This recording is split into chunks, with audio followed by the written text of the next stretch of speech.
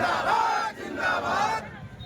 हमारी मांगे पूरी करो, पूरी करो हमारी मुर्दाबाद मुर्दाबाद मुर्दाबाद। गोड्डा उपायुक्त होश में आओ, होश में आओ, होश में आओ। तानाशाही नहीं चलेगी, नहीं चलेगी, नहीं चलेगी, हिटलर शाही नहीं चलेगी, नहीं चलेगी, नहीं चलेगी। और जो जुर्म के टक्कर में, संघर्ष हमारा नारा है, और जो जुर्म के टक्कर में, संघर्ष हमारा नारा है।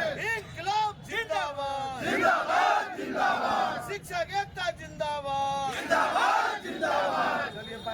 जो आप लोग विरोध प्रदर्शन कर रहे हैं, सर्वप्रथम देश के जो चौथे स्तंभ है उसको नमन है कि वो इतने जगे हुए हैं और हम लोगों के पास आए हैं। हम लोगों का मांग है पहला कि वीडियो कॉन्फ्रेंसिंग के माध्यम से विद्यालय का निरीक्षण करते हुए जिन शिक्षकों का निलंबन किया है वो निलंबन वापस ले। दूसरा, एसएमएस जो है वो जो नहीं हुआ 10 बजे और 10 बजे के एवज में 1417 शिक्षकों का एक दिन का वेतन जो स्थगित किया गया है उसको वापस ले उपायुक्त महोदय। अगर आप लोग का मांग पूरी नहीं करता, कहाँ से कहाँ तक आप लोग प्रदर्शन करेंगे? ये हम लोगों का प्रथम कड़ी का आंदोलन है और हमारा जो अधिकार मिला है भारतीय संविधान के साथ, वो संविधान के दायरे में रहते हुए अंतिम बिंदु तक हम लोग आंदोलन करेंगे।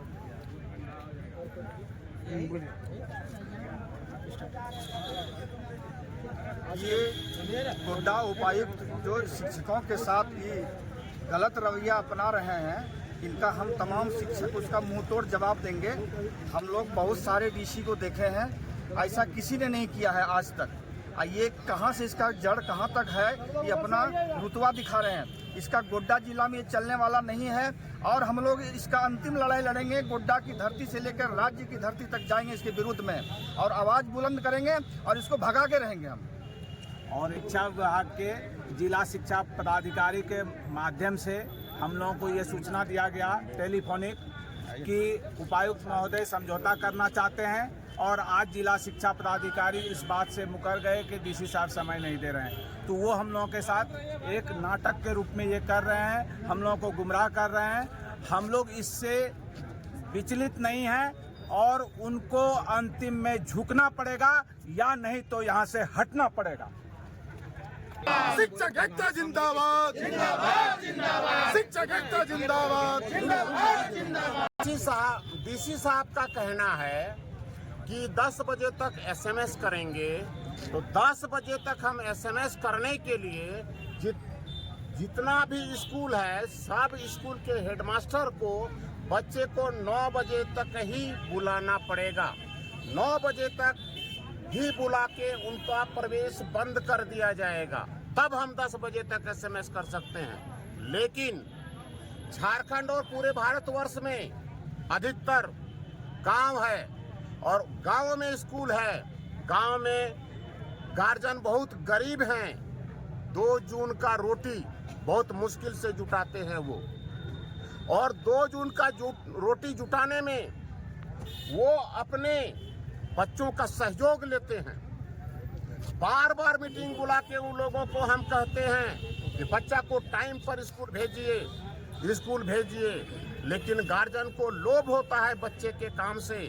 बच्चे से बकरी चरवाते हैं, उनको टमाटर खेत में रखते हैं, उनसे तरह तरह का काम लेते हैं। पहले वो अपना पेट भरते हैं, बच्चे का पेट भरते हैं, तब शिक्षा का सोचते हैं। तो बच्चे को हम लोग जबरदस्त 9 बजे तक नहीं बुला पाते हैं। कितने गार्जियन से हम लड़ाई लड़ेंगे, कितने गार्जियन से लड़ाई लड़ेंगे कि 9 बजे तक भेजो, 9 बजे तक भेजिए। नहीं भेजते हैं, बच्चा लेट से आता है। यदि हम उनको 9 बजे तक बुला लेते हैं तो बच्चे की संख्या कम होती है और 10 बजे तक हम एसएमएस कर देंगे। बच्चे की संख्या कम होती है तो विभाग पूछता है कि बच्चे की संख्या कम क्यों हुई। तो दोहरा नीति चलेगा, नहीं चलेगा। चाहे तो आप बच्चा कम देखिए या नहीं, बच्चा की संख्या ज्यादा देखना चाहते हैं तो एसएमएस का कोई टाइम निर्धारित नहीं करना पड़ेगा।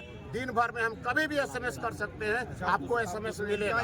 धन्यवाद। हाँ सर, यह जो लड़ाई शुरू हुई है, इसमें प्राथमिक वर्ग से लेके और +2 के शिक्षक संघों का यह समूह है। स्टेप से लेकर हायर स्टेप तक के शिक्षकों का यह समूह है और एक साथ हम लोग मैदान में उतरे हुए हैं प्रशासन के खिलाफ। प्रशासन का जो रवैया है, शिक्षकों को मानसिक प्रताड़ना देना, उनको मानसिक रूप से कमजोर करना, इस रवैये के खिलाफ हम लोगों ने आंदोलन की शुरुआत की है। और यह आंदोलन अगर हमारी बातें नहीं मानी जाती है प्रशासन के द्वारा, तो जितने भी जिले में प्रभारी प्रधानाध्यापक है, चाहे वो प्राथमिक के हो, माध्यमिक के हो, मिडिल स्कूल के हो या +2 के हो, सभी एक साथ अपने पद से रिजाइनेशन देंगे।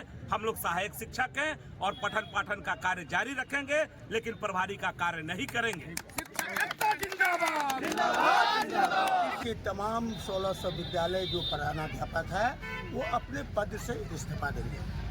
कोई भी प्रभारी प्रधानाध्यापक कार्य नहीं करेंगे, क्योंकि मूल रूप से वो सहायक शिक्षक है। पहला बात।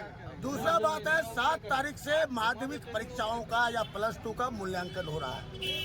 यदि DC हमारे वाजिब मांगों को, हमारे जो साथ जो दंडात्मक कार्रवाई की गई है उसको वापस नहीं लेती है, तो जो परीक्षा का जो मूल्यांकन कार्य है उसका भी हम बहिष्कार करेंगे। और जब मूल्यांकन कार्य का बहिष्कार करेंगे तो मामला पूरे राज्य में फैल जाएगा और फिर यहाँ के प्रशासन का किरकिरी होना शुरू हो जाएगा। मूल्यांकन कार्य का बहिष्कार, सभी प्रधानाध्यापक अपने पद से त्याग पत्र देंगे। SMS का हम लोग जो अपने पर्सनल मोबाइल से करते हैं उसका विरोध करते हैं।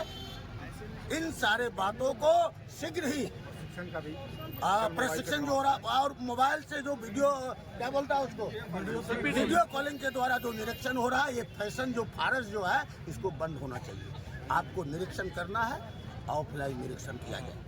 यदि ऑनलाइन ही करना है तो विद्यालय को बंद कर दे, सब बच्चे को मोबाइल दे दे, ऑनलाइन घर में पढ़े। क्या जरूरत है विद्यालय रखने का, क्या जरूरत है ऑफिस रखने का, सबको बंद कर दे। बस बहुत कम खर्च में बच्चे अपने घर में पढ़ लेंगे। ये ऑनलाइन जो है वीडियो कॉलिंग के द्वारा जो होता है वो बंद हो।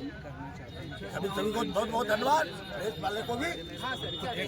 दिन का कार्यक्रम था वो चला और आप लोगों के माध्यम से गोड्डा जिला के वर्तमान में 2 मंत्री महोदय हैं और एक विधायक हैं वर्तमान में, तीनों से भी आग्रह है कि आप इस पर ध्यान दें, क्योंकि आप इस क्षेत्र का जो है आप प्रतिनिधि हैं, जनप्रतिनिधि हैं और आपका भी दायित्व बनता है कि विद्यालय के शिक्षक के साथ क्या हो रहा है, विद्यालय के साथ क्या हो रहा है और यहाँ के प्रशासनिक पदाधिकारी क्या कर रहे हैं। और विधानसभा में माननीय प्रदीप जी के द्वारा इस मैटर को उठाया गया, फिर भी यहाँ के उपायुक्त महोदय के कान में कोई जू तक नहीं रेंगा।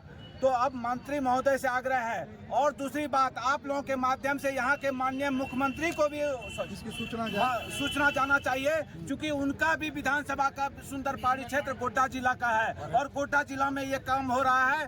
बरहेट विधानसभा का सुंदरपाड़ी है, तो माननीय मुख्यमंत्री भी इस क्षेत्र का प्रतिनिधित्व करते हैं। तो आप लोगों के माध्यम से माननीय मुख्यमंत्री जी को भी आग्रह करना चाहते हैं कि आप इस पर ध्यान दें, नहीं तो ये जो आग सुलगा है ये पूरे राज्य में सुलगेगा और फिर संभालना मुश्किल हो जाएगा।